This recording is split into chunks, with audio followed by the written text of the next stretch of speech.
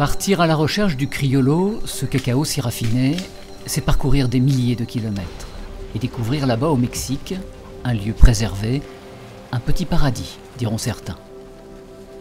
À l'ombre de grands arbres protecteurs, des arbres plus frêles, des cacaoyers, donnent naissance à des fruits étranges, rouges, jaunes, verts. Il y a plus de 2500 ans, les Mayas déjà vénéraient ce fruit. Aujourd'hui ici, on perpétue la tradition. Hello. Buenos días, Vicente. Oh, nice to meet you again. Hello, Vicente. Hi, nice to meet you. Vicente Gutiérrez, l'homme qui veille sur la plantation. Un passionné, un amoureux de la nature, la 4e génération de planteurs.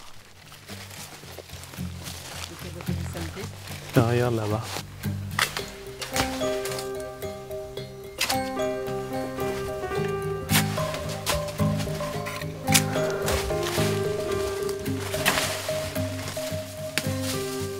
Nous sommes en février, l'instant de la récolte. Il fait 35 degrés et l'humidité règne en maître. Il est temps de prendre possession de ces fruits exotiques qui poussent à même les troncs, des cabosses, comme on les appelle. Donc là, il y a 10 rainures sur une cabosse criollo. Elles sont très douces comme du velours. On a l'impression que tout pousse ici, tellement il fait chaud, humide. La nature donne tout ce qu'elle a, elle est généreuse. On a l'impression d'être dans un jardin d'Éden, tellement c'est beau. Sur cette parcelle, il y a également les bananes. Un tout petit peu plus loin, on trouve les oranges. Il y a la vanille, il y a le café.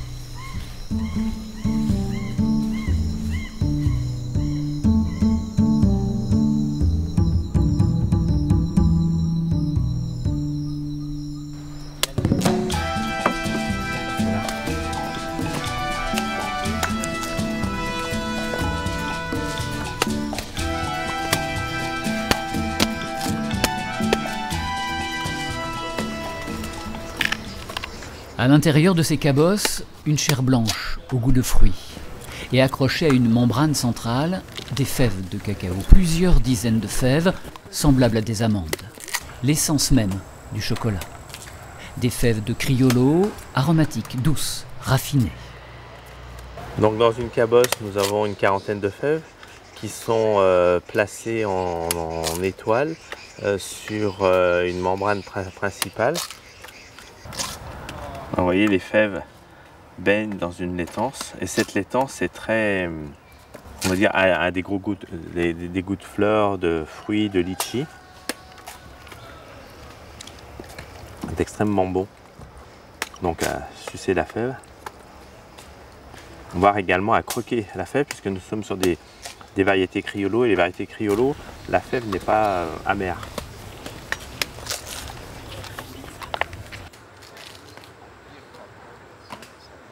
On est toujours sur un travail fait avec la main de l'homme. Il n'y a pas de machine, tout est biologique ici. Donc c'est ce qui est merveilleux. Tout est fait pour faire un produit exceptionnel. Donc on ne peut que tomber amoureux.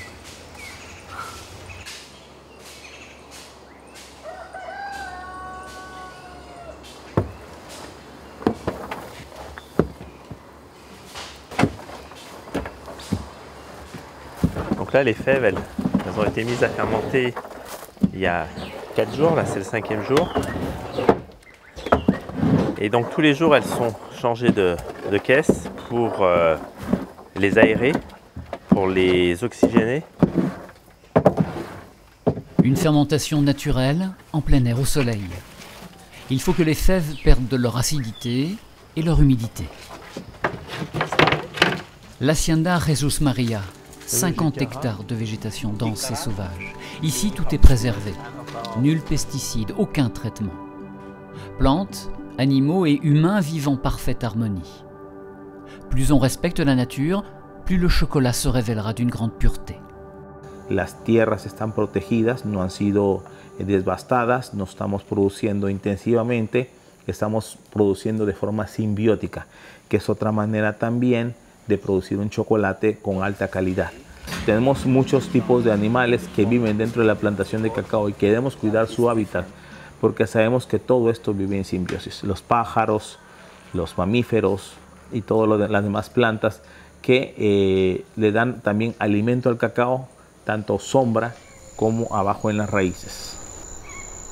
Originalmente el cacao fue nombrado alimento de dioses.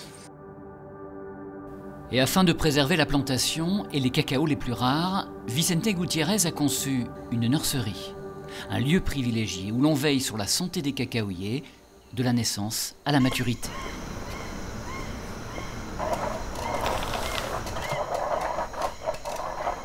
La récolte est achevée, la fermentation a pris fin. À la chaleur désormais de jouer son rôle. Pendant plusieurs jours, par plus de 50 degrés, les fèves vont ainsi sécher lentement pour que les arômes naissent enfin. Donc là on est en cours de séchage, il reste encore de l'humidité avant de les mettre en sac. Et là on commence à sentir le goût du chocolat. Toutes les fèves n'ont pas les mêmes goûts en fonction des cépages déjà, puisqu'il y a les 3 cépages, et également en fonction, on va dire, du travail qui a été fait post-récolte, c'est-à-dire le travail de la fermentation. Il faut qu'il soit bien mené ce travail, et puis ce travail de séchage.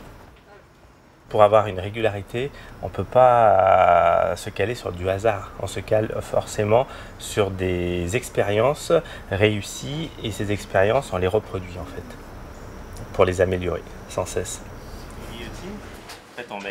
Une fois séchées et sélectionnées selon leur taille ou leur maturité, les fèves de cacao sont chargées dans des sacs, puis stockées dans des entrepôts.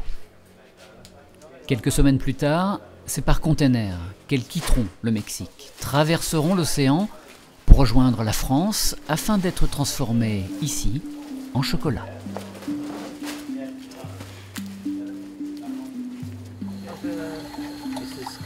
La préparation du possol, la boisson des Mayas, de la fève de cacao, du maïs, de l'eau. C'était il y a 2500 ans. Et comme ici le présent va puiser ses forces dans les racines d'un peuple, on aime partager ce breuvage qui a su traverser le temps. Salute. Salute. Salute.